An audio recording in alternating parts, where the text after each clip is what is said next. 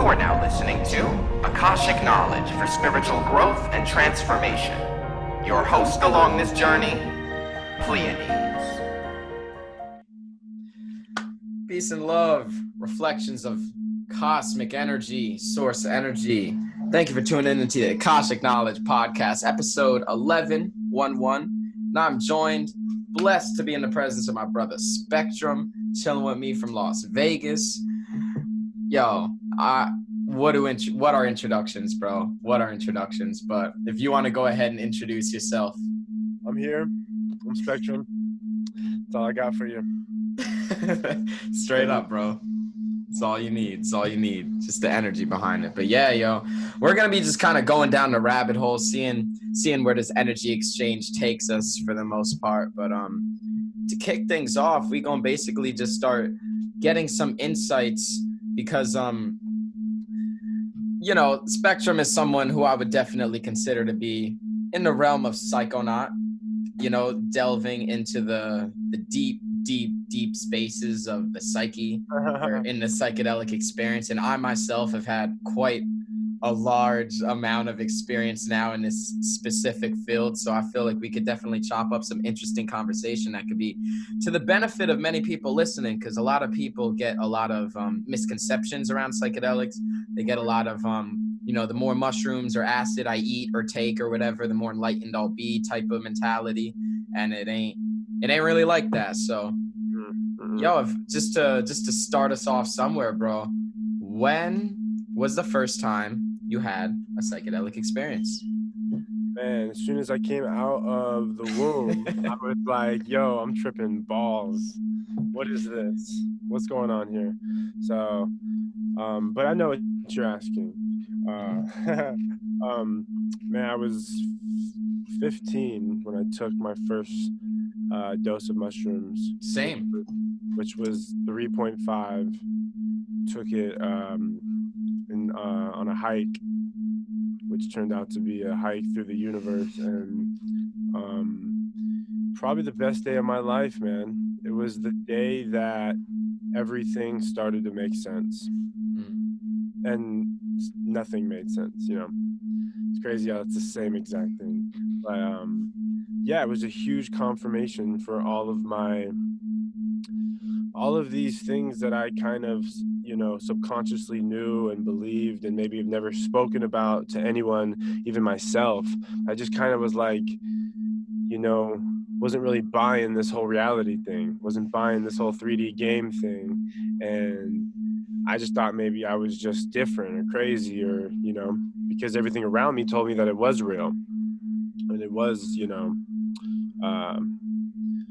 all that there was. So when that happened, that whole trip was just me going, oh, snap. Okay. I was right. That little voice in my head isn't just craziness. It's the opposite. Yeah, no, that's a true source of intuitive guidance, bro. Yeah, mine was quite similar in a lot of ways, man. In a lot of ways, because same. I was 15, and I didn't even take a full eighth. I just split an eighth with my girl at the time, and we just kind of chilled on my roof and type stuff. And it was my first experience with the metaphysical that really opened me up to bridging the physical and the non-physical, because like before that moment I was conscious of like the government conspiracies and all types of stuff like that. I was like, we sheeps out here, you know what I'm saying? There's a whole race, like, conscious on the like logistic level and stuff like that. And I dove like balls deep into astrophysics, like, all types of stuff like that, quantum physics, because I thought that the physical was all that there was, like, truly, bro. I remember my girl at the time asked me, she was like, do you believe that every living being has a soul? And I even remember the answer straight up. Like, I gave her almost word for word. I was like, we are a collection of inanimate particles somehow accumulating to create consciousness. the likes of which I'm studying, and I don't understand how consciousness works yet, but I know that we're all inanimate particles somehow making that shit. Like, and then when I took the psilocybin, when I ate some shrooms, bro, I had a conversation with my cat, a telepathic conversation, straight up and down, bro. I had a Sphinx cat, looked in her eyes. She was like, this state that you're perceiving, that you're now able to reach, this is a state that I exist in. And this is why when I reach out to make contact, we're not able to initiate conversation, because we're on different realms of consciousness. Now that you meet me where I am, we're able to have a conversation. And like, yo, I was losing it, bro. I was like, I was telling my girl, I'm like, yo, she wasn't able to like initiate that conversation with the cat. I was like, do you hear Luxie talking right now? Like, do you understand? Like, I was losing it, man. And it similarly to you, it was just like a lot of like, just clicking, just keys unlocking, just like things, that's what a lot of the experience is. It's just like, in general, like it just kind of like bridges certain hemispheres of the brain that allows you to get a deeper insight and understanding on things, where you're just soaking it in. You're just like, okay, seeing all the connections put together. And then it's a matter of like unifying all those perspectives and then, acting in accordance with it. Yeah. So yeah, no, definitely I feel like mushrooms is a very and here's another thing I want to ask you about your experience, because I get this question all the time, and I always be giving people, my perspective of the answer from my experiences. I'm interested to hear yours about the difference between LSD and psilocybin, like from your experience. Okay. Man, I mean, nothing is general, nothing is for everyone, and it's all different, and I've had different types of experience, but most of the time I see it as, when you take mushrooms, it's a lot like being in the passenger seat of the rocket ship, where you're just kind of buckled in and you're going for the ride. You don't really have no control over what's going to happen or where you're going to go. You're just going to go where... Just surrender. You're in surrender mode. That's it. If you try to fight it, you're just making it worse. So just kind of sit there and, experience it and surrender. Whereas to acid's more of, you're in the driver's seat and you're flying the jet. And you have a gas, a brake, gears, a steering wheel, your windows. You can stop the trip. You can floor it. You kind of have that to experiment with. So acid, you're just in more control. And the mushrooms is definitely a lot more just, just surrender and let that beast take you on its journey.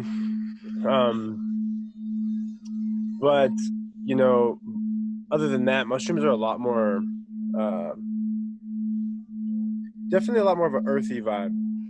Obviously, they come from the earth. Nature makes it straight from like that. So definitely a more of a lower chakra, root chakra medicine, whereas LSD is going to be more of a third eye crown. Pew! Shrooms really take you to that earth, that mother Gaia. With my experience with that, though, it depends on the dosage. Like anything from like, I don't know, up to like maybe 3.5, 4 grams, maybe even 4.5 grams. It'll be an experience like that. Very grounding, very earthing, connecting with the planet, feeling your roots going to the center of the earth and all types of stuff. But like from my experience, once you get past like 7 grams, bro, like 6 grams, 7 grams it's completely out of body. It's completely cosmic. And then it starts to like, mimic some type of DMT experience from what I understand. Like that, I've made a face-to-face contact with out of this density civilizations, like not just seeing the entities. Like I'm talking like I've been to their fucking civilization. If I was good enough at drawing, I could draw some booty ass version of it and have a better version drawn by real artists, but I have it in my mind imprinted, like exactly what it looks like, exactly what the beings look like, the conversations I had with them. It was a whole out of body experience. So I feel like it definitely does depend on the dosage, but everything you said, bro, you put it very simply and very accurately, straight up accurate about like, you know, shrooms is like you in the shotgun. You're just kind of like along for the ride, and then LSD is like you have more control. That's definitely been relative from my experience as well. I have found that more or less mushrooms is a little bit more concentrated on the sacred side, more purely sacred, where LSD is a little bit more sociable. You can maneuver through the 3D a little bit more easily. You know, I'll take LSD at a festival and, you know, be very interactive with people, or I could even take it at a house with, you know, people I trust and stuff, and, you know, not feel like the walls are caving in on me and I'm not being mushrooms, it's very like, I highly recommend nature. You know, you can do it in a house, but you just, you know, you better have your environment ready, and you better have a place to go outside and to get that fresh air, because when your energy is that high and your frequency is that high, anything man-made, it's just gonna bounce off. Just gonna ding, ding, ding, ding, ding, ding, ding. And that's why a lot of people have these horrible trips, because their energy is just coming back at them. Whereas if you do it in nature, you don't even have that overwhelming anxiety that you might have if you just took it in a box, man-made box with a bunch of constructs around you that your subconscious is like, you know, making, and all that shit. Yeah. So you have trees and earth and stars, energy just goes infinitely. Yeah, it's just amplifying the vibration in your aura. When you're in that man-made box, you know, you're being affected by all the electromagnetic radiation of the, you know, all that type of frequencies is just going to be, your sensitivity is extraordinarily heightened, like even with a microdose, you know, your sensitivity is just heightened. And yeah, definitely LSD is more sociable and stuff like that. You're able to interact, like, you know, when I take mushrooms, even not even microdosing, bro, a lot of the times, like mostly more as getting into the macrodoses, you know, I see somebody like, oh, a simple conversation is like a fucking quest, you know what I'm saying? You know, I'm just like, yo, I'll cut it straight up short. I'll just straight up stop talking, end it on a word, and just like walk away. Like I'm like it really be like that. Like, you know, like I'll just be like, yo, we'll finish this later. Like I gotta go do something, or like whatever the case may be. I'll just not assert myself for a millisecond longer. And then like the two best environments that I've had in terms of mushrooms has been with obviously in nature. The nature is the go-to. And I like what you said, for sure. Even if you do take it in a crib or anything man-made, you want to make sure that you have access to nature at any point for you to get that fresh air, because that is the most relieving feeling ever. But another, like, really the only reason why I would take psilocybin in a fucking house would be in stillness and darkness. What I do is I'll like, you know, I'll take it at night, because you ain't gonna sleep. Take it at night, like maybe 9-10 p.m. at night. Now I lay down, have all the lights out, literally no light, eliminate as much light as I can. I'll put a blindfold on myself while I lay down, and then I'll have headphones, like these studio headphones or really any headphones, and play some binaural beats. So laying down, back straight, binaural beats, blindfold, sensory deprivation. Like I'll ride the come up like that. Like I'll, you know, do all my blessings, my rituals, all that type of shit, sage, you know, take the medicine and whatnot. I'll meditate, ground with it. Really, after I eat it, it's really like a matter of like communicating with them again. Like, you know, my experience with shrooms has been when I really started to get the most powerful, like life-changing experiences was when I would recognize that they are a sentient consciousness, and you can activate them with your intentions, and they will amplify that. So you can have a conversation with them, be like, you know, I got a little mantra that I go by every time I take medicine. I say, show me everything I need to see to clear the deep energy blockages within me, but be gentle with me. You know, like, you know, be gentle with your boy. Like, you know, you really be throwing you into the abyss sometimes, you know? And it's just, it just kind of flowed off the tongue one day. Like I ate them, and then at the come up, I just started to think of that. And then those 3 lines, like, just resonated with me. And, yeah, so sensory deprivation has been the best. Like, you know, I've shamaned some people, good amount of people now, through some experiences, and that would be like the go-to that I would, you know, I'd bring them in that state, and then they'd like 2 hours, maybe 2 hours of like that, riding the peak like that. They have the most magnificent experiences riding the peak, because then you get to really see the full extent of what it does to pure consciousness, rather than like, oh, I start to see the walls do certain things, or I start to see my body starts to feel certain ways. You really are observing it from an exclusive vantage point of just consciousness, So how seeing the gradual rise of how your consciousness alters and you're not focused on anything else, I recommend everyone experience that at least once. If you're going to do this medicine at all, which you don't need to do, but I definitely recommend that. Oh, snap. Nice. I've actually Are we back? It was cutting out with the connection a little bit. No, I think we're good. Word. I didn't see any cut out. Word.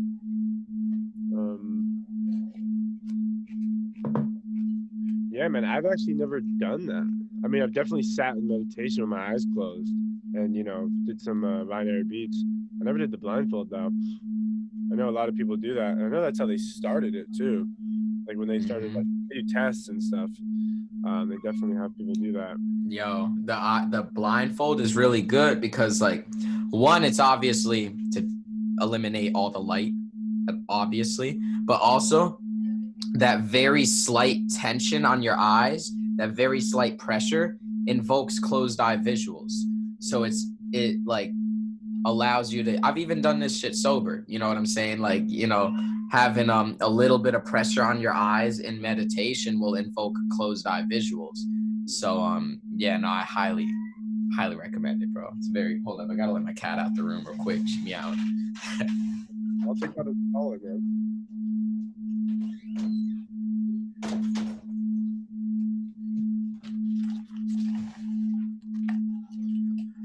So, moving on along here.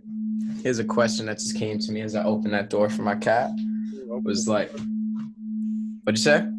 You open the door and it just comes through. Yo, that's how it be, man. Yo, some of my most profound realizations, album ideas, song ideas come while I'm either pissing or shitting. It just be like that, bro. It just really be like that. But let's see, what was it? Oh yeah.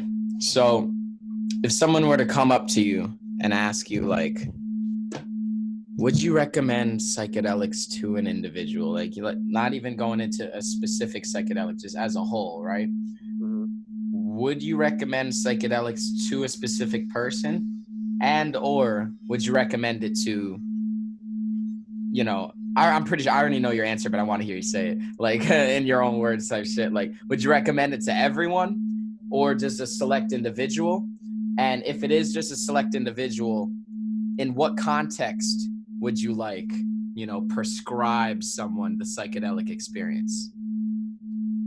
Man, so ideally, in a perfect world, in a, you know what I'm saying, because it is perfect, but I would love for everyone, I think every single person on this planet deserves, that's a good way to put it, I think they deserve to have a beautiful psychedelic experience and experience themselves unconditionally and fully, and, you know, go to those depths and see the eternal truth of unconditional love. I think everyone deserves it, and I would love for everyone to be in a position with themselves where they can handle that, because unfortunately they're not. That's just the unfortunate truth, you know. When your individual self is, it's hard to not see how someone wouldn't benefit from your experience. I mean, every time you trip, you have that thing where you're just like, yo, why can't everyone experience what I'm experiencing? You know what I'm saying? You almost just want to dose them up. Like, fuck it. Like, you know what I mean? Like, we're just going to put this shit in the water. We're just going to Yo, for real.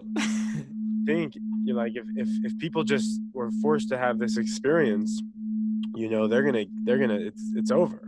The whole world's waking up.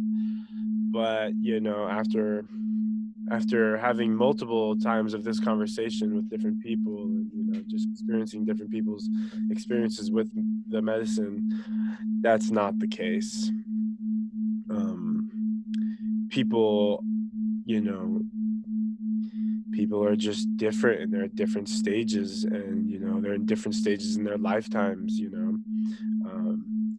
They're just not ready to see that wherever they're at in the process of evolution and growth, and you know, so unfortunately it is not for everyone, and it hurts to say that, because I really wish it was, because I think it would be so simple. But man, I can't tell you how many times I've heard people tell me about shit going so south and getting nothing from it. I'm just like, how? Some people even accumulate trauma. Oh, not only do they not get anything from it, they gain trauma. Where we go this way, it's polarity. It's, yeah, I'm saying, like, shit. So I'm like, ooh, wow, yeah, you shouldn't. I'm like, yeah, you probably shouldn't do that again. You know, I'm not even like, you should give it another try. I'm just like, yeah, this isn't for you. Like, yeah. At the end of the day, it's really just the tool, and it's a tool, and it's really how you use it that leads to the end result. Exactly, and it's a powerful tool. You know what I'm saying? It's almost like you don't give a kid a jackhammer, but you can give a strong man a jackhammer, and he's going to be able to do wonderful things with it.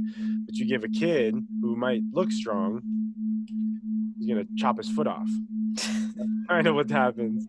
So, but with that being said, there are times where a person might not even know that they are ready for it, and they do have a situation that they need help with overcoming, and they haven't even thought about, you know, taking these drugs, you know, because they're drugs, and you know, the world has made them seem like, you know, useless besides getting whacked out. So there are people that I would highly recommend it with, you know, with the right environment, you know, the setting, and just a good environment, and it will and does change everything. Like us, you know, we called and we received. And when you're getting into these levels of frequencies, as you're aware of, once you make that call, it's more of an internal call. That's the only way this is going to go well. It doesn't go well by someone saying, try this, do this. That's never the story. Someone never just hands you it. Well, no one just like makes you do it. If it's a forceful situation, chances are it's not gonna go well. But if you have that call and it feels right, and everything feels like it's aligning, chances are it's gonna go well. And be very helpful, and hopefully get you on the path to self-realization and wake up and remember. And that's the goal. Yeah, no, you worded that very well, bro, for sure. I definitely agree. What you were saying at the end, really falling into alignment. That's where it really, that's where my personal discernment would be to recommend someone towards, like, you know, having this experience. I'm like, yo, what the fuck you asking me for? Ask your intuition. You know, like, that's really how I don't be coming across like that, but that's really how it be. It's like, only you really know if you are at that level to be receptive to the experience. Because like you said, as magnificently simple and powerful as it would be if we could just dose the whole world with psychedelics and have them all return to the moment and recognize source consciousness within every particle of its manifestations, and like put their whole life into perspective and yada yada, it ain't really like that. It's a tool that you can use depending upon where you are at in your journey of consciousness. And you know, this journey spans lifetimes. So, you know, you even mentioned that at one point, like, you know, it depends on all the past incarnation drama and karma that you've accumulated to correspond to where you are at in your healing journey right now in terms of returning to this present moment awareness and stuff like that. And yeah, in terms of where you're at in your journey, it's a matter of like, you know, I really be telling people like really sit in a state that you're very calm and you don't have much mental chatter. I sometimes won't even use the word meditation, and just like once you create this space of stillness for yourself, you're in meditation, you put that question into the space, like, is a psychedelic, is mushrooms, is LSD, is DMT, is ayahuasca, is peyote, are these medicines in alignment with my path right now?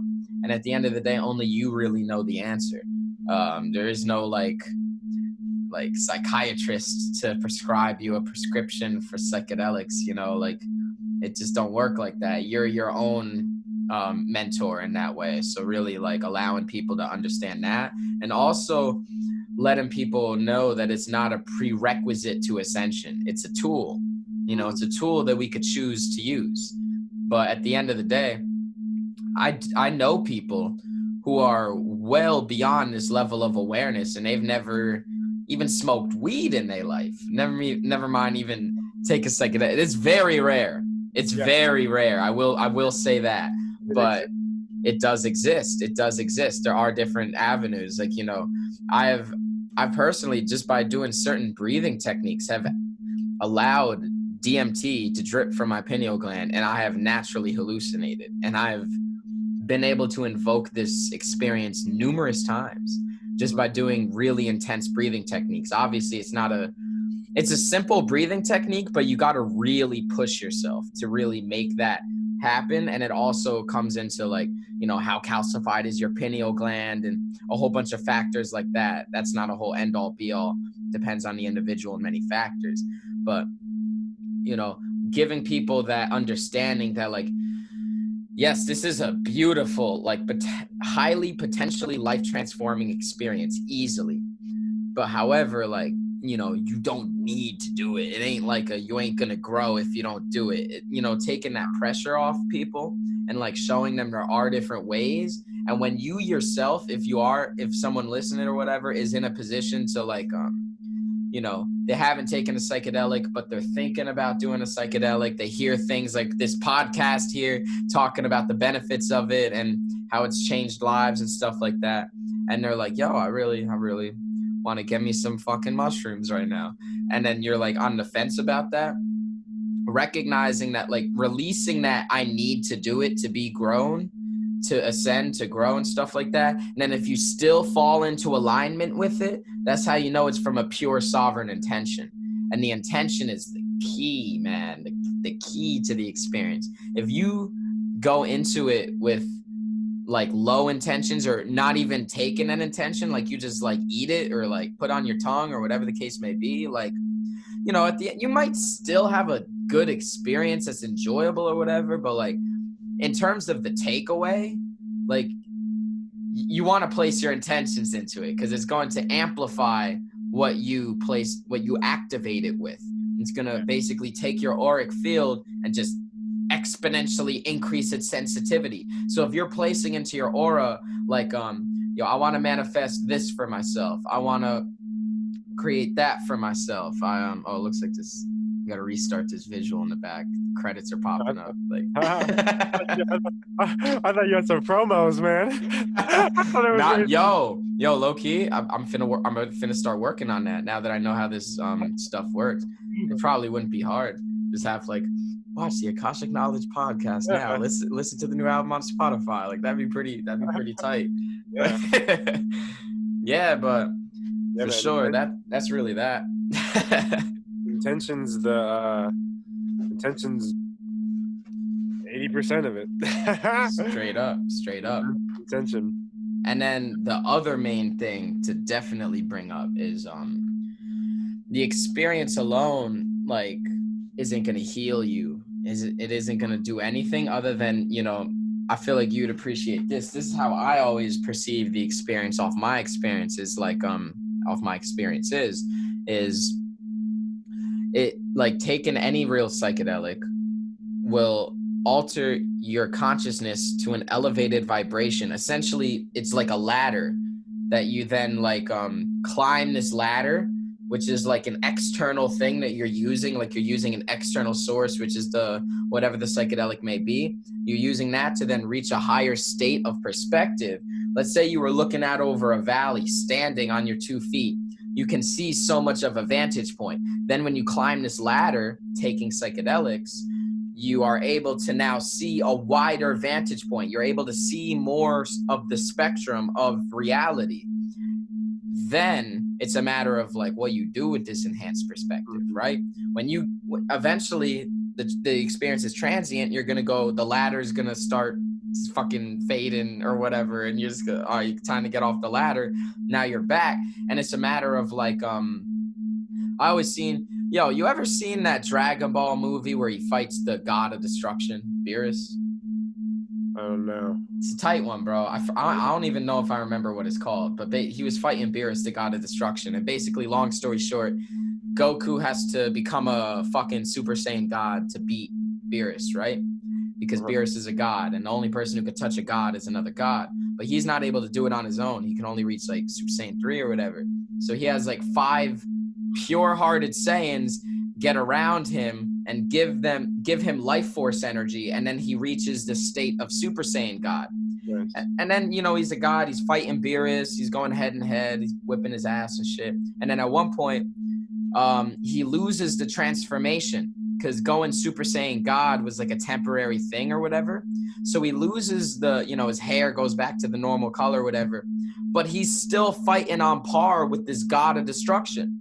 And then they stop at one point, and the god of destruction is like, yo, are you aware that you're not a Super Saiyan God anymore? You're just in your base state, but you're still. And then Goku's like, I don't feel different. I still feel just as powerful. I'm still fighting you, son. And then he was like, yo, it seems that the cells of your body having access to that state remember it and are now more readily accessible towards accessing that state.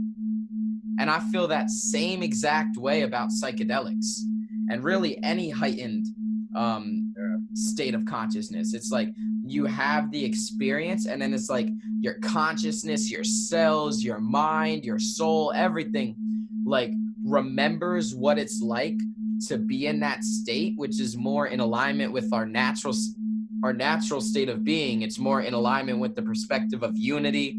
You take a high dose, you literally won't be able to discern what's different between things. Like you will be everything. Like you see people walking, you won't be able to tell that that's not you. You can't help but identify with everything. It's like disorienting for the first time, honestly. Like, you're really like, they're real, like for real, it's not a concept. There is oneness. There is no separation type shit. And the whole objective is to integrate that perspective and understanding into your everyday life after the experience, and like integrating what you learn. Huge. Yeah. Huge. Yeah. If you're not integrating, it'll let you know that because you'll keep having the same experience over and over again. Facts. Very important to integrate it, and people will think they'll have an amazing experience and they won't integrate it, but they'll just try to go back, and they'll just be like, okay, well, I'll do more this time. And man, the psychedelics, they have a mind of their own. It has a personality. For real. I mean, it's oneness. It's you. So, if you're not integrating that entity, that being will let you know that, and it might not be pleasant, and typically is not pleasant. Yeah, I was about to say. I'd say it's like a mother figure. Definitely a mother figure, a woman, but mom will whoop your ass. I don't know if I'm allowed to cuss on here, but mom will whoop. Oh yeah, of course, bro. Yeah. Be able to express yourself however you wish, bro. Yeah, no, that's absolutely true, man. That's absolutely true. I make that a very big point to people who that's the first thing I really mention is like, you gotta You got to apply that which you learn. And that even goes beyond psychedelics. That's just fucking life. You know, you can read a book and figure out the secrets to the universe, but what are you going to do with that? Just watch TV afterwards? You're going to fucking integrate it into changing your life. You know, that's really what it's about. Yeah, that's just the first step. It's a very little step when you look at the grand scheme of things. You know, learning is infinite. And so it's just opening a door for you to then take the action and initiative to walk through. Exactly. And that goes with your actions and your practices and like just how you live. Yeah, it's not even opening the door. It's just showing you that there is a door. Straight up. Straight up. And then after you come out of the trip, it's like, okay, now I have to go open this door and actually go through it and explore it and write and take notes and, you know, do it all. So.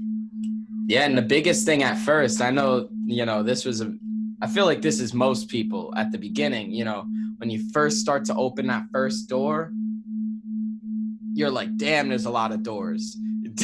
Like, you get overwhelmed, bro. You're like, this is it's literally a whole new world. It's a whole new way to perceive reality. There's so many different realities to go down. There's so many different realms of understanding, all types of things. So like a big thing that like, especially in the time that we're in now, bro, you know, 2020, the ascension kicking in full gear finally, like, you know, it's really people who've been complete sheeple, you know, just coming out the woodworks, just like, you know, out this whole quarantines type shit, going through their own awakening process. They starting off ground zero, you know, they starting at the beginning. They just like, they just wiping the crust out their eyes. They, you know, the alarm just got off. They just like, oh, what is all this shit? I thought life was like this, but it's literally the opposite. Like, you know, they're the ones that are like, once they start seeing people like us talking about fucking extraterrestrial psychedelic experiences, like Akashic records, you know, meditation, all types of different practices, all types of channel information, all types of literally out of this world shit. Like, you know, they're just like I was just talking to a brother the other day. He's like, bro, I feel like, cause he just started his like awakening like a year ago. He's like, bro, I feel like I'm playing a game of catch up. Like I got to read this book. I got to understand all these concepts. But it's really like, you know, like you already know, bro, it's about just being content with where you at. Just where you at every single moment, trusting that every single thing that you need to progress, to get to the next point of your evolution will come to you. Whether that is an understanding, like a little nudge, an intuitive, like, maybe I should go that way instead of that way type of shit. And like, even, bro, finances being provided for, getting food put on the table for you. It's all about trust. All about trust, man. Just trust and surrender. You know, it's kind of like a Taoist approach where you know, honestly, the more you think you need and the more like you're like, okay, I need to read this, I need to do this, I need to Google this, I need to search this, I need to study this, I need to you're adding problems. You're separating yourself from the truth. So one person might have read, you know, every book about spirituality and taken every psychedelic and has done all of it and is not as far on the path of enlightenment as someone who just woke up and trusted themselves. Yep. And that's why you can meet a lot of, you know, people that don't even think they're spiritual, man. You ever meet those people where they're like, they're not even like, they don't even know what they know, but they have, you know, they don't know it, they live it. They found a way to just have trust and confidence in themselves. And when you do that, that's why most successful people are very, you know, very about themselves. They trust themselves. They're very confident. Now, without awareness, power, you know, great power comes great responsibility. But there is a lot of people who just, when you have that self, because self is one, that's God. You're in a relationship with yourself.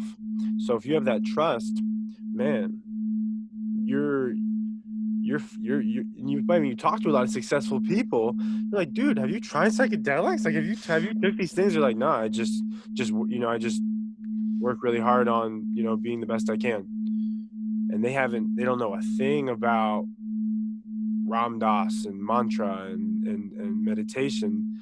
So it's, you know, it's more than just, like you said, that person saying, man, I got to go do all this stuff and I'm so far behind. It's like, nah, you exactly where you need to be. Right. You exactly where you need to be. And then once you realize that, it's just about, all right, what can I do today to be more in alignment with my spirit? And even if you're not looking at it from that level of awareness, even if it's just, I'm getting better every day, what can I do to better myself, become my highest version, whatever terminology appeals to you, just taking it day by day, even moment by moment, just like recognizing that all life is just decision making, and then just choosing to go along that path, man. It really is like the longer that because I was that type of person when I first woke up many years ago, man. Like I was like, yo, I need to learn everything. Even before I was 15, before I learned of the spiritual, not even learned, I knew about it, but I didn't believe in it, I guess you could say. But before I experienced the spiritual realm and stuff like that, I was just like, yo, I need to understand it all for me to have some type of purpose in this life, all types of extra shit. And it really is just a matter of like, you're adding so much suffering on yourself, yo, so much suffering. And I feel the most liberated than I have in my entire life. And it's like, the more I learn, the more I realize, obviously, you'll never know it all. And even if you could know it all intellectually, intelligence and concepts in and of itself is a simplification of the eternal reality. So why even try to learn it all? You know, it's fun to learn things and understand reality, but at the end of the day, it's never going to be able to put into concepts, so you can't know it all. And like, the more you progress along that, it starts to bring you into the awareness of what, you know, we were kind of touching on, like just focusing on now, man, focusing on now and trusting. Like I would say focus, being present. So presence, trust, and what's the word? I was going to say confidence, but that kind of like goes with, it's really just presence and trust, bro. Like just being present and trusting. And then also here's another thing is like, what's like the ability to act on that. I'm trying to think of like a simple word to kind of like sum that up, but the willpower, there we go. Willpower. Like you need to get that solar plexus booming. Like you need to really just act on the realizations you make, because someone could be present and they could be trusting and allowing things to come to them and stuff like that. But it's like, all right, now you're being provided for because you got a mission. Whether that don't have to be some granular, like you got to create this life-changing book that's going to awaken the masses. It could be like, you the best shoe shiner in the land. You know, it's like, you know, it could be anything, bro. And it's just like fulfilling that. That's so real. That's so real. Yeah. What you're saying with those three things, pretty much just working on your chakras, man. If you and the chakras are deep, that's not a theory. That sums up everything. It's your anatomy. Your 7 chakras, there's nothing you can do in this human experience that doesn't go through those energy centers. One of those 7 energy centers, each one of them has is what creates our experience.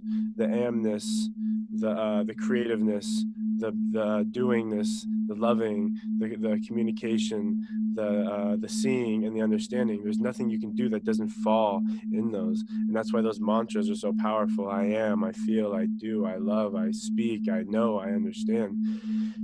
There's nothing else you can do. I'm just being. Okay, well, that's a chakra. I'm just doing. It's a chakra. I'm speaking. It's a chakra. I'm doing nothing. That's a chakra. I'm creating. That's a chakra. So yeah, that was obviously a huge part of my awakening, was understanding that, man, I need to work on my chakras and get those into balance, because every problem I have correlates to a chakra, and being an imbalance, whether that being, you know, underbalance or overbalance.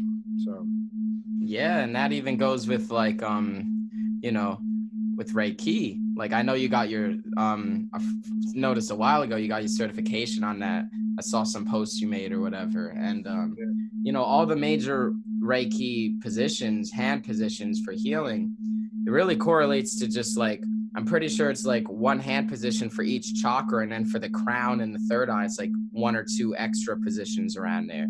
But it's really just like, you know, if you got a problem with like, say, your I don't know, your nipple or something like that. I don't know why the fuck that came to my mind. Your nipple is just all types of, man, my nipple's pulsating. It's got pain. Like, I don't know. You come to someone, yo, I got nipple problems. Help me out. And then like the closest chakra to that is your heart center. So like, you know, you would really just push energy into your heart center, and the heart, you know, that's in the middle of all the chakras. That's like the quartz crystal of all of the chakras. Whatever you put into that amplifies and charges up the other chakras.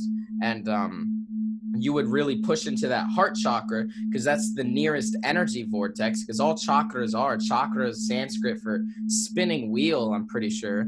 And that's just like a vortex of spinning energy, bringing life force energy from the higher dimensional realms into this physical body, and, you know, interweaving it with your anatomy, your energetic anatomy of your chakras, and then the physical anatomy of the glands that correspond to them, and the physical organs and stuff like that.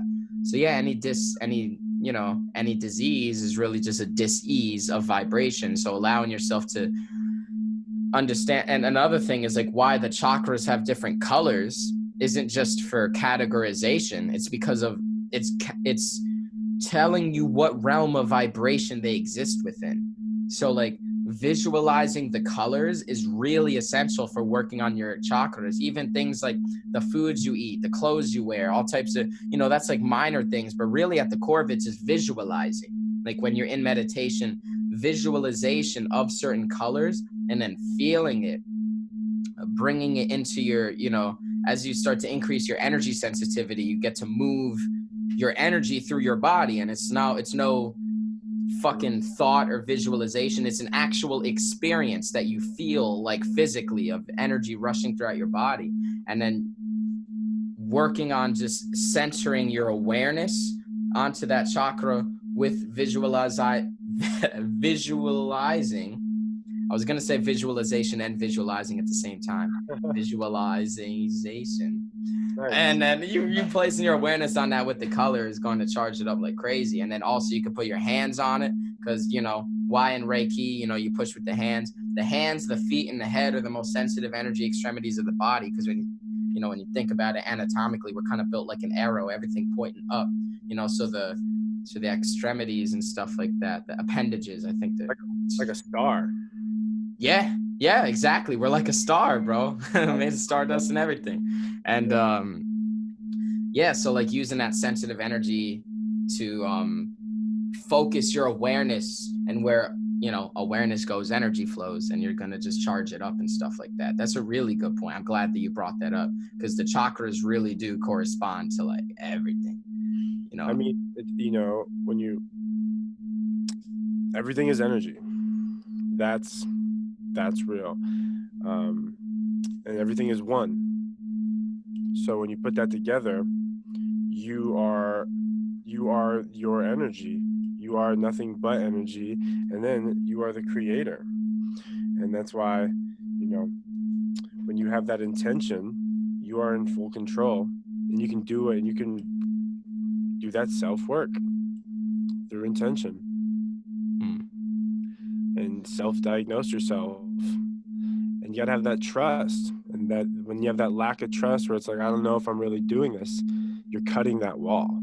But when you really understand and have that trust, and that's why people who are successful, you don't need to know all this, but if you just know and trust that I can do this, God is flowing. You're a channel. And so, yeah, it's not about how much you read. It's not about how much meditation you do. It's not about anything. It's about trust. And you could heal yourself. You could change the world if you just trust. Man. Yeah, and that's it's a great domino effect. Because once you start to trust a little bit, you know, you start to like really start to open up that energy funnel. I kind of refer to it as like, you'll get a little bit more coming in, because it's always coming to you. Everyone's just blocking it off. It's not like you gotta ask for anything. You just gotta let what's already coming to you come through, because you're blocking it off.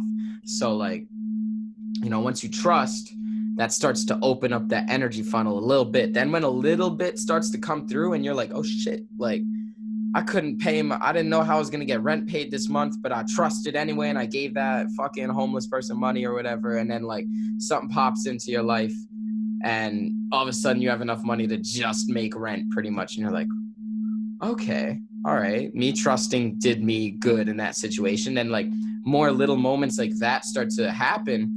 It becomes more and more easy for you to trust because you're like, yo, I'm trusting and shit's working out. So I'm gonna just keep trusting.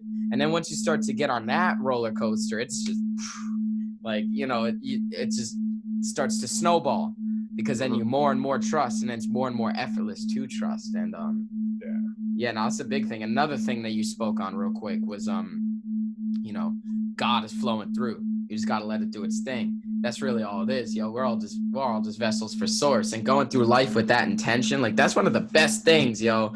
You could wake up in the morning and just like one of the first thoughts that you could think is like, yo, I'ma just be the purest vessel I can for source or God or energy or the universe, whatever, to flow through me and beneficially influence those around me, including myself.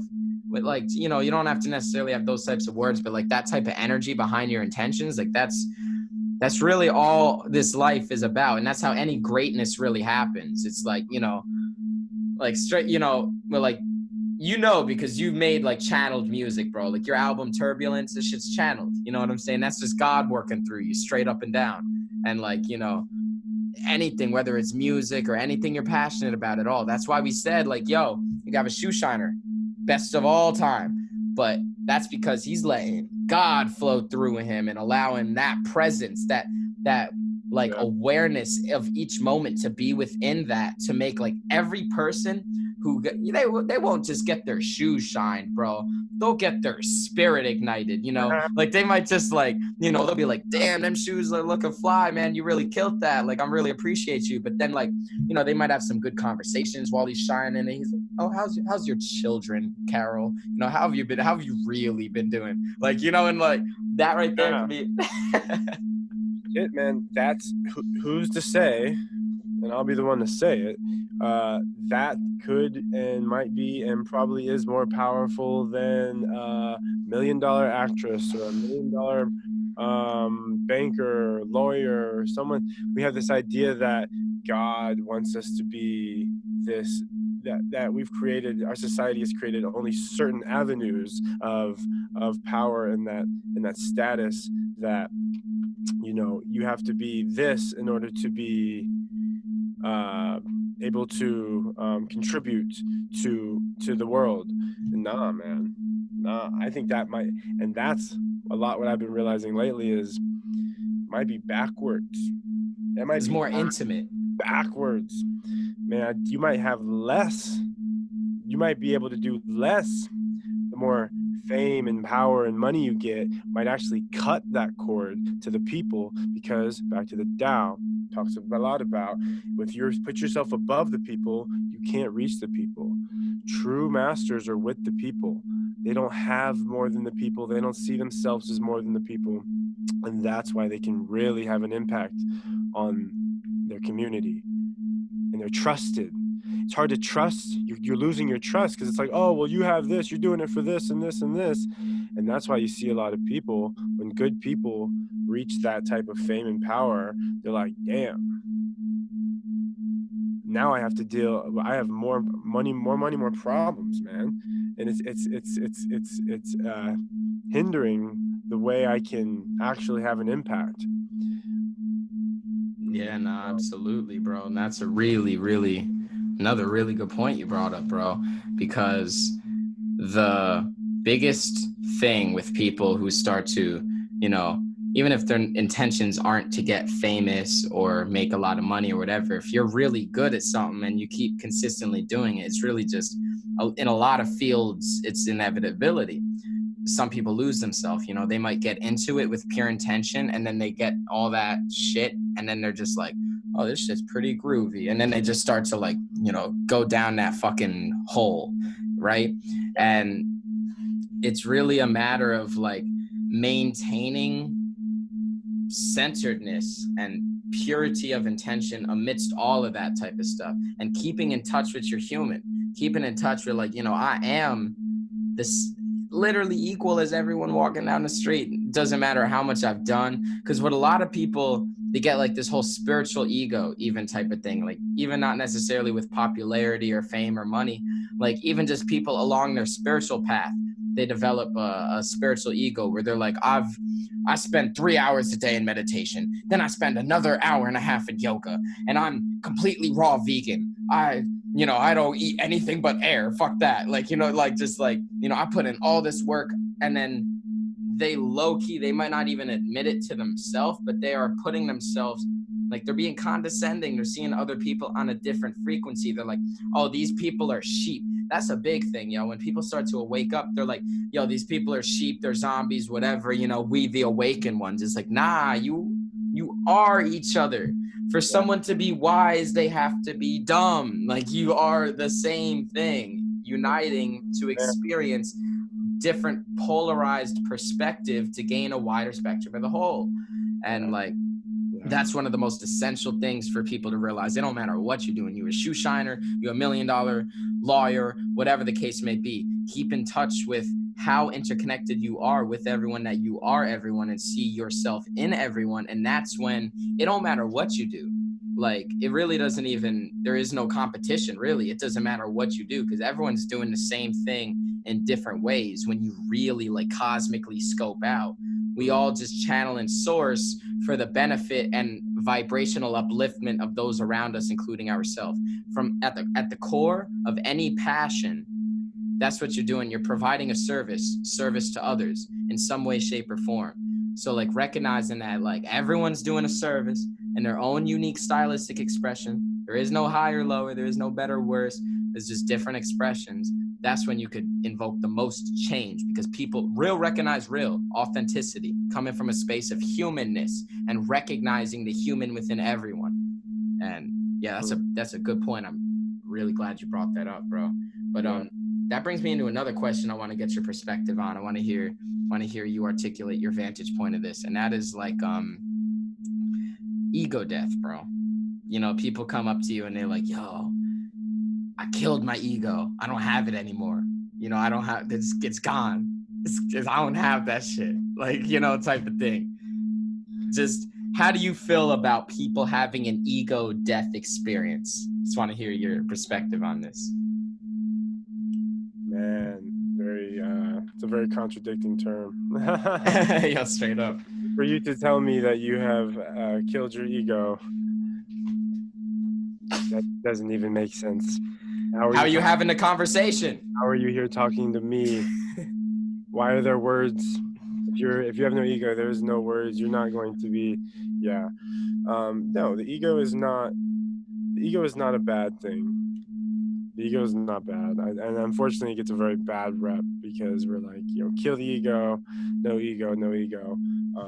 Now, you know, with awareness, me and you could have a whole conversation about killing the ego, but we both know what we mean. Yeah. We both understand that, you know, it still is an essential part of this experience. You must learn how to, instead of saying, I'm going to kill my ego, say, I'm going to build a relationship with my ego. That's the steps we need to start taking. But to say I've killed my ego, one, you're low-key trying to flex. So, like, come on now, that's your ego. If anyone comes up, if anyone goes, hey, you know, a room full of people says I killed my ego, it's like, well, that just didn't work. The intention of that statement was rooted originally in ego. Yeah, all you did was speak from ego. You wouldn't need to say that if you really did kill. I mean, you know, the word "kill" isn't really the right word. It works in raps. It works in, you know, you get what you're saying, but that's not the best way to go about it realistically. Really kill your ego when you kill yourself. When you die is when your ego dies. Is like you said, if you're in this plane having an interaction, being able to not even speak words, interpret concepts. The reason why we have an ego is it's because it's like the translator between the spiritual and the physical. For us to have this physical experience, we got to have some type of translator to kind of like make sense of it. So like, as long as you're in this plane, you got an ego. So it's exactly like you said, bro, building a relationship with it and cultivating it, because it's just the reason why the ego gets a bad rap and we even feel like we need to kill our egos is because everyone's got an out of balance ego, because everyone's uncultivated and they're, conditioned and all types of shit. Yeah. We need to, it's but more like you need to kill the what would it be? I don't know, like you need to kill the power trip of your ego. You need to kill you'd be like, okay, I killed the negative relationship, I guess, with my ego. Because ego, when people live in their ego, which, until you start to wake up, that's what waking up is, when you realize, oh dang, I've been living in ego this whole time. Because ego is separation. It's I'm here, that's that. That's ego. And then with that comes all these different levels of distortion. But so I guess you could say, like, I killed my ego by realizing that I am not my ego. I am with my ego. And that the ego is why I'm here. And yeah, man, you gotta love your ego. You gotta love your ego, man. I mean, you should love who you are. You should love your animated character. Like, you created it. You created it. Why not love it unconditionally so much? But that doesn't mean you should love it more than the other egos. That's all it is. I love all egos. I love the ego of my table. I love the ego of my computer. I love the individual character that everything is, and realize that, yeah, man. It doesn't have to be so this or that. Yeah, a lot of people get, wait, go ahead. This and that. Not this or that. It's this and that. So, huge. Yeah, bridging dualities, bro. That's what it's all about. Like, that comes into even like, shadow work and, dealing with the dark night of the soul, and so not even dealing with it, just going towards it. And, any way to really face something is to face it and go towards it, and then you integrate it. You only understand the light by understanding the dark, and vice versa, because like one thing technically exists only because of something else in existence to compare it to be like, I witnessed that, I can claim that it exists. Where if you have a ball floating through space where there's nothing in existence, is the ball moving, or is all of space moving, or is nothing moving, or like, you know what I'm saying? Like, you need something to compare it to even define existence. So recognizing everything as that crucial, like any perceived difference is literally what allows existence to be experienced, is difference. Everyone's like, why can't everyone be the same? Why can't everyone be on this loving, light, meditating all day, 24 hours type frequency? It's like, as nice as that seems from the human moral, like, vantage point, from a cosmic perspective, that's like disease. If it, like, you need like diversity to have experience, to perpetuate a wider scope of things from looking at different vantage points. And that even comes with like, why is there different races of the human species, or even animals in general, and plants and all that for that matter, of life? Why is there different variations in life? And that's just to perceive the same reality through multiple different perspectives, to get more information about it and to know itself on a deeper and deeper level, because it's really an infinite fractal. There's never gonna run out of things to explore in this fucking universe, because it keeps on creating more. It's an exponentially accelerating expansion of the universe. So there's always more information being created, there's always more to explore. So just I really like the way you said that, like, get on a first name basis with your ego, become homies with him or her or it or whatever. Become homies with your ego, yo. Like, yeah, and put each other in check, Yeah, accountability is huge. With love. And know your intention. Know your intention. Have an intention, because it's almost like your ego is a psychedelic. If you don't set an intention, you're just gonna go on this life just drifting. You're just going to go on this trip, and your ego, the psychedelic, is going to just take you where it thinks you want to go. You're not being, you're not communicating with it. Hey, this is what I want to create. Let's move towards this. And watch, you'll be surprised. Your ego will be like, yo, let's do this. Let's do this. So I actually wrote a bar recently kind of like this. I put my ego to the test. I told it to make me the best. It passed. Now look at me flex. Like, you can move with your ego, man, with love and awareness, man. It's not like, you don't have to, and it's kind of go back to that Bodhisattva Buddha thing that we didn't talk about, but yeah. Yeah, man, the Bodhisattva understands that, man. I'm going to use my ego to move through this society, and, and I'm able to communicate with my people on their level and their frequency. And you're not going to have much of an impact in your game, in your creation, by not participating and by saying, I don't want to, I just want to go live in a mountain where there's just God. And that's fine, but is that the game you want to play? And probably not. Probably not. You can, but obviously not, because your soul's here and it wants to experience this. So, there's a lot of suffering in the spiritual community, man, because they don't understand a lot of the simplicity, and they make it more complicated. And it's like, they're like, okay, now I have to be this. Boom. Ain't gotta be shit. I'm gonna get there. It's definitely tricky, because it is. It's a fine line. You see it and you're like, okay, well, they look different than me, they talk different than me, they speak differently than me. I have to change. Wrong. And we think that you have to, well, damn, if I can't do yoga, if I can't meditate for this long, if I can't do this, then I'm not fitting the cosmetic version of truth. Man, truth is here right now, where you are right now, and that awareness of it, that presence of it, boom, namaste, enlightenment.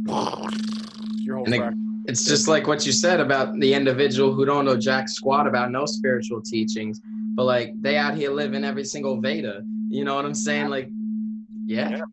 This idea of trying to reach the spiritual enlightenment is the cause of a lot of depression in a lot of people. And this idea that it has to be perfect. Until it's perfect, you're not there. And that's such an easy trap to fall into. Because it's like, why I've been doing all this work, why is my reality not look like it? And it's like, well, it does. You have to just understand that it is perfect. Your reality right now, everything that's happening in your creation is perfect. Not it's going to be perfect, not after this meditation, not after this yoga session, not after these ohms. Before the ohms, before you even had the thought about it was perfect. And it doesn't take a psychedelic to realize that. It doesn't take hours and hours of meditation to realize that. And unfortunately, the medicine can get in the way, man. And I've seen it happen. It can steep you deeper into these distorted beliefs about spirituality and life in general. It'll even further confirm distorted perspectives of reality if that's like where you allow it to go. You know what I'm saying? Like it can I've seen it do that as well, bro. Yeah. Yeah, it's all about just like being content with where you're at, and then letting that be the foundation of everything that you go on to do. Because most people wake up and then they instantly go from a mental perspective of like, I want to understand things. I want to, human egoic response, which is completely normal, quite frankly, towards the awakening process, trying to make sense of it. But then you get too lost in the realm of symbols to then realize that there is nothing that really needs to be done. Nothing needs to be done. Whatever gets done is what you want to get done. Like you really are a conscious creator. And like that awareness, like you were saying, of that is what I feel like should be the, awakening 101, like type shit. Like Don't pay, like, you ever seen Hitchhiker's Guide to the Galaxy or heard of the book or whatever? I heard of it. I haven't seen it. I need to Oh, watch yeah. it. Yo, bro, you would love that movie, bro. I really recommend you watch that joint. It's real. It's Right. what? That with the little tree dude? Am I tripping? The little tree dude. Oh no, you're thinking of Guardians of the Galaxy. Yo. Nah, yo. This Guardians of the Galaxy, the newest movie. Mos Def is in it. He's an actor in it. Yeah, bro. I'm gonna send you that. I'm gonna send you it like after this call or whatever. I'll send you it on a message so you remember and shit. Hitchhiker's Guide to the Galaxy. Really good movie. And yeah, it's based on a book. And in giant bold letters on the back cover of the book, it says, "Don't panic." You know, because the book is really like, it's Hitchhiker's Guide to the Galaxy, but it really feels like it's Hitchhiker's Guide to like a psychedelic journey, bro. Like it's really like that. And it's like the first thing they say is like, "Don't panic." And like that's kind of like what we're saying is like, stop over conceptualizing, really, is what that kind of means, is like just stop. Yeah. Then look at things, you know. But most people are they're not even taking that breath. They're not even taking that conscious breath. And that's all you need, is to just like ground, center. Everything's already done. Everything's in the place that it already needs to be. And it normally does take people a lot of, a lot of experience to kind of get towards that, like not just on an intellectual level, but on an experiential level. Because at the end of the day, that's one of the trickiest things with this whole spiritual awakening community or whatever the fuck. You could tell somebody day and night, you know, everything's already done. You just gotta be, bro. You know, you just gotta be, you gotta trust, and everything will come to you. It'll work through you, and you will create everything that you intend for yourself to create, and stuff like that. For someone that has no experience, that like, you know, for me and you to be able to say that, we've been doing that for long enough to witness its manifestation in our life. Like we've been able to witness the byproducts of the law of attraction and of trusting and stuff like that. So for us, it's more ingrained within our belief system and stuff like that. It's easier for us to accept because we've actually seen the process work multiple times. So that's the big thing, is really having patience with people, man. Because I know for a fact, if I were to tell my like 5-year ago self, like an eighth of the shit that I'd be talking about on a regular basis to people nowadays, you know, I'd be like, that's interesting, but I don't really have any experience to confirm that, so it's hard for me to integrate. You know what I'm saying? So like having patience with people, recognizing that it does take life experience. Everyone's at their own different journey, and that's what it is. It's just different points of their journey. It's not one path that everyone goes down, and it's like some people are further along the path, some people are less along the path. Everyone got their own unique path. It's not one path. Although it may have a lot of similarities, you know, meditation is overall, it'll benefit everyone. Like, you know, eating well will help everyone, you know, etc. But like everyone got their own unique path, man. And you just got to trust in that. You got to have patience with that and like hold space for that, man. Holding space, just allowing people to process. Yeah. And another step above that is understanding that with everyone having a different path, man, not everyone is on the same path to become one with reality or to realize that. They are, you know, we know that. But you know what, man? And that's huge. It's huge because, you know, we get so, it can be frustrating thinking, why can't you just wake up? Why can't you realize it? Man, they're not supposed to. There's a reason why it's not downloading. It's not integrating into them. You're yelling at a wall here, man. It's not gonna happen. And then, so once you realize that, you can send love to that and accept them, because you're causing more tension. You're not helping the situation by saying wake up to someone who's not supposed to wake up. Their job is to be the duality and accept that and understand that. And so that's how a true master can actually have an impact. You can have more of an impact by understanding that this person is where they're at, and that's okay, than being like, no, listen, you have to get this before we're done talking. It's like, no, just let it happen. And you know what I mean? You got to see everyone as like a baby, man. It's beautiful, man. You see someone arguing and mad and angry and frustrated, and it's like, oh, you're so cute. Like you're beautiful. I accept you for where you're at.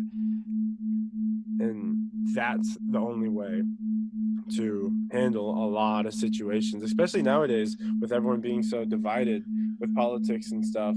It's like, instead of you're making the situation worse by trying to make them believe what your belief, when just maybe listen to them. You'd be surprised, man, when you just listen to someone, it puts their guard down, because they want you, they're part of themselves. They want to argue with you. They want that. They like it. They feed off it. Their ego feeds off it, because they can't be better than you if you agree with them. So you just kind of surrender to it and listen to them and just kind of be like, okay, I kind of see what you're saying. That's how you crack someone open. They're like, wow, you just gave me love, instead of feeding into the fear that I was putting out there. So that's huge, bro. And I think we need to, man, I see a lot of people playing into the separation, thinking that they're waking people up. They think they're doing justice by saying, look at these people who are asleep, and that person, you're pushing that person away further, and you're not helping. Because if you really want to help, you're going to help them wake up and truly realize that love is the answer, not tell them that they're wrong and are going to die of this and that, and you're not going to, it's like, okay, you're not helping. and I think they are, because like, I see the truth, why can't you see it? But you have to go about it in love, not fear and frustration. So yeah, we got a long way to go to understand that we're already there. And it's ironic, but life is ironic. Yeah, no, that's one of the biggest things about what you were saying is just receiving, giving people that space, holding that space to just receive. Because a lot of the times people are getting information, you know, receiving themselves. But a lot of people, especially, you know, I ain't even gonna say especially, most people, that they're not able to express themselves and what they're experiencing and have it truly received. You know, they might have a friend, family member, even a love, like a significant other, boyfriend, girlfriend, or whatever, that like hears them because they're with them all the time. But are they really like giving them that awareness of just I'm all ears, I'm all heart, I'm all mind, I'm just here for you to express it. And that's a big thing. That's like, not only does it help the person that you're holding space for, obviously, because you're allowing them to express, therefore you're allowing them to have like their own little therapy session, because therapy is really just someone holding space for you. You come to the realizations yourself. You just needed someone to hold the space, and then you process the energy, transmute the energy, and then you like really sit with it and then marinate with it, and then you get a perspective of it by putting it all out there. And not only are you obviously benefiting that person, you're also benefiting yourself. You're benefiting yourself because you never know what you could learn from somebody, man. It don't matter. There is no logistics in it, man. Somebody who doesn't know jack squat about any of the things that you think are spiritually relevant or esoteric, important knowledge or whatever the fuck. Some random homeless guy down the street who like was a drop out of school, had no education, doesn't even have a phone to get information about any of the things that most people know about in the spiritual community. Someone just living their life might say a single sentence that might trigger something within you, that might spark a realization, spark a vision, it really works like that. Everything is guru, everything is teacher, everything has something to show you if you are receptive. So balancing how much you express with how much you receive to be able to hold space for individuals as well as benefiting yourself by gaining, it's all about perspective. That's all dimensions are. That's why there's a different in dimensions. That's why there's differences in different forms of life. It's all just to see the same thing through different perspectives and vantage points. So there is no higher or lower vantage point. They're just different realms of frequency. So you can receive something from every plane of vibration, from every single perspective, always. It's all God. It's all God. And when you understand that, man, I mean, yeah, bro, I get the most. You get more lessons from people that don't don't have a clue. I feel like they're more of just an empty vessel. I'll have a conversation with the most random people that I would never think I would benefit from. You know, my ego would think that. And all of a sudden I'm like, yo, you even know what you just said? Like, I'm over here just laughing. They don't even know what I'm laughing about, because I'm just like, damn, you just said the most powerful confirmation I've ever heard. Or you just showed me, or man, like, you know, someone might say something that triggers you, and it's just like, I didn't even know that was a trigger until I had this conversation with someone. Or there's just so much you can learn from everyone and everything. But if you think that you're only going to learn from the most enlightened gurus, nah, man, you're going to realize that everyone is the guru. Everyone and everything is the guru, including yourself. And that if you just listen, God is talking, man. God is speaking loud and clear. Always, through everyone and everything. You got to put your ego aside. You're not talking to someone stupid. You're talking to God. And the only thing that really like prevents you from establishing that communication, of which is always being sent to you, normally is your ego.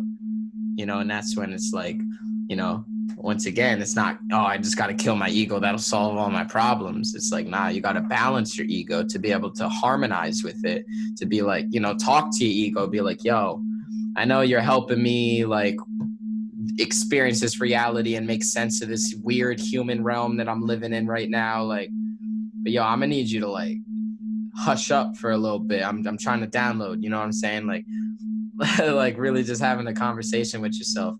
Like, I remember a lot of times I would have conversations with my body.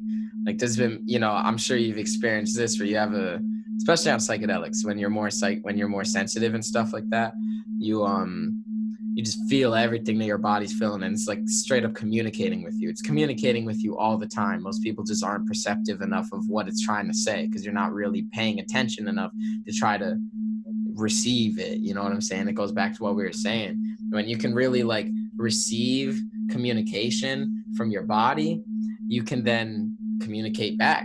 There was a time that I realized, you know, yo, I had to take a shit. And I was doing a song.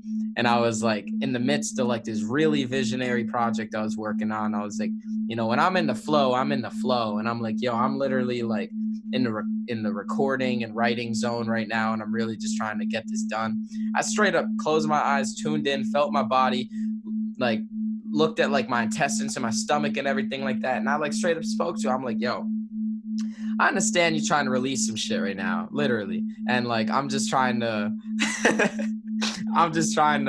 finish what I'm doing. And how about this? I'm gonna make a little deal with you. If you let me finish what I'm doing, and then we'll, you know, do what needs to be done afterwards, like I'll fast tomorrow. You know, I'll treat you good. You know, like I'll let you relax, give you a good day, because your body loves when you fast. It gives it a break. You know what I'm saying? It doesn't have to constantly push out toxins every second of the day. So like I literally, bro, I said that to my body. And then like a drop of a hat, it was like, okay, like it literally just, all the sensation of needing to go to the bathroom ended. And like, I'm not making this shit up. I finished that song. And then like, as soon as I finished that song and like listened to it, and I was like, all right, it's done. Now I just need to edit it. Like, it's done. Like the feeling that I had to go to the bathroom came back, and I was like, yep, it's, you know, I agreed to this. And like, you know, I rightfully took that shit. And, you know, that's an over the top example, but it's really mad true that you can really just communicate with your body. You can communicate with anyone and anything. Trees, plants, air, elements. You ever talk to the ocean, bro? It has infinite wisdom. It's been around since the earth began. So it's just seen everything, received everything, and is constantly just like singing and putting out tones and energy, and nobody's in a state of receptivity. Most of it, not nobody, but very few individuals that have ever lived really tune in and actually listen to the ocean. And it's not like you got to be some spiritually enlightened, attained master to do it. It just takes intention, yo. It takes intention. The ocean's so powerful that people that have no awareness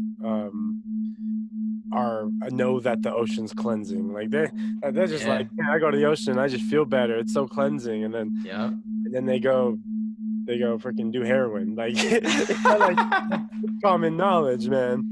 I mean, you know, nature too, man. I mean, it's just nature, man. We love subconsciously. We love nature, man. Because we are it, man. So we're just cells of the earth. Yeah, man. And we just all got to get back to nature. We got to get back to the sacred. That's it. And I think that's what God is screaming in all different forms and everything. It's just saying, yo, you're either gonna dwell in this frustration of unsacred confusion, or you're gonna go home, man, and meditation and nature and just. That really is home, bro. It really is home. It's just tuning in. Man, we've built this illusion of home. Our house is not home. No.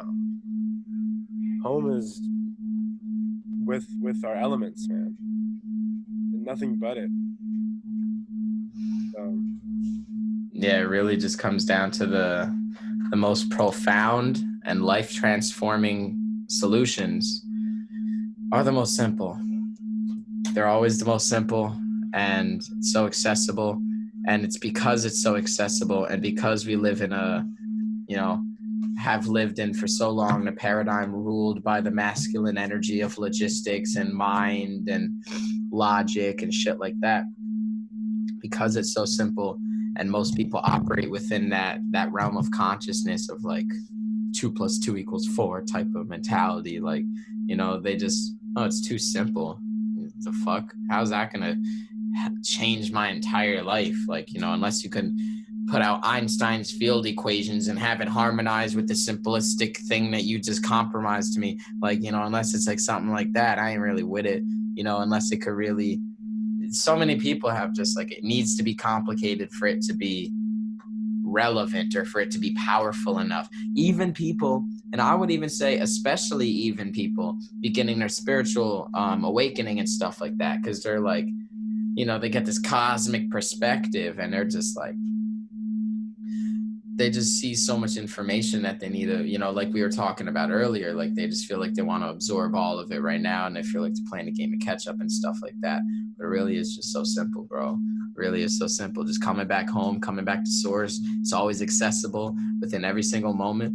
All you need to do is place a really clear intention. Like I was in meditation the other day, and a download came to me about like, I was actually establishing communication with higher dimensional beings, and like they don't want you to like sit in meditation, and like you don't gotta like feel like they're so far away from you, or like God or source or your higher self or whatever is so far away from you that you gotta like really try so hard in meditation to make yourself fucking communicate with them, and really like, I gotta be sending out a really strong signal to go through all of space. It's like, nah, all you gotta do is access the field of pure potentiality, stillness, clear the mental chatter, not by stop thinking. You just detach and disidentify with thinking, allow it to pass, and then in that still space,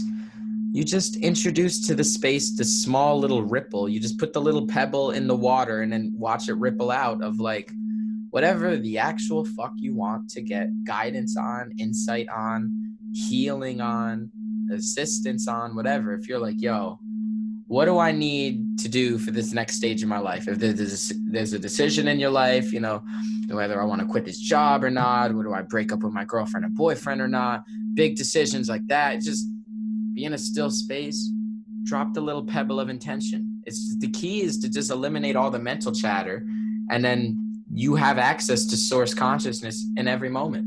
So like recognizing that it really is simple, and then reminding people that, affirming people that. It's really just reminding. There ain't no teachers out here, you know, this is just reminders. You know, we're just showing each other what our souls forgot.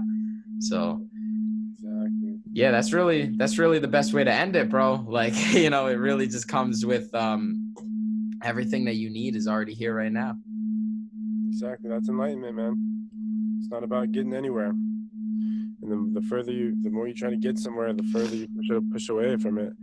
So we're just, as Ram Dass said, walking each other home. Exactly, bro. It's all we're doing, bringing each other back to source, just walking each other, chilling with each other on our way back home. Yeah, bro. Yo, I can't express my gratitude enough for you hopping on, for you sharing some energy, expressing your insights, taking the time, your presence.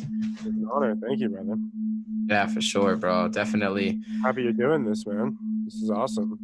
Yeah, I'm grateful, bro. I'm grateful to just be able to be connected with so many dope souls to have these types of conversations with, to be completely real. Like, you know, just allowing people to get the information from the Akash, from reflections of pure source consciousness, just bouncing concepts off each other and reflecting pure source essence, of which you embody very highly, bro. So, you know, I'm very honored to have you on here, and I'm honored that you are honored, and there's a lot of honor in the air, bro, and it's very pleasant. And you know, I honor everyone tuning in, honor everyone listening. And yeah, that basically concludes this episode. Yo, if somehow, you know, you don't know Spxtrm's music, that he makes music, check out Spxtrm's music, Spxtrm. You know, I'll put it, like, link it somewhere. Just check out his music, check out his Instagram. He posts dope stuff. Check out his work, man. And we're just gonna keep on collaborating, keep on building. You know, soon I definitely hope that I could fly you out and bring you towards a source gathering, bro. And then, like, vice versa, when I come back down out there to Cali, all types of collaborations in the future, bro, for sure. So definitely glad to just, like, be on this pioneering edge with such sovereign souls such as yourself, brother. And just, I honor the work that you do. I appreciate the time that you take to emit your light onto others, those around you, and to just create that what you do, man. So thank you, everyone watching. It's turned to quite a long outro, but yo, I straight up love y'all so much, and I'm just so honored to be here, so honored to express, so honored to receive. And with that concludes Akashic Knowledge Podcast number 1111. So see y'all for number 12. Namaste. Namaste, y'all. Peace. Peace.